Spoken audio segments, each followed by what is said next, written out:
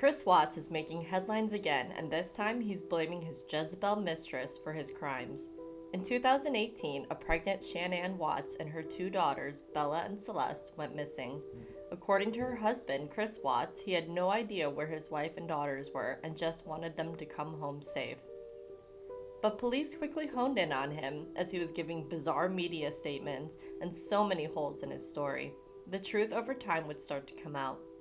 He admitted that he had been having an affair with a girl named Nicole Kessinger, and although he tried to give multiple false stories as to what happened to his daughters and wife, it would finally come to light that he was responsible for their demise. He would later tell the police where they could find their bodies at a crude oil tank site. Watts would end up giving a guilty plea, with the death penalty being taken off the table. He was sentenced to 5 life sentences. But recently, notes that Chris had written back in 2022 while in prison seemed to directly blame Nicole Kessinger.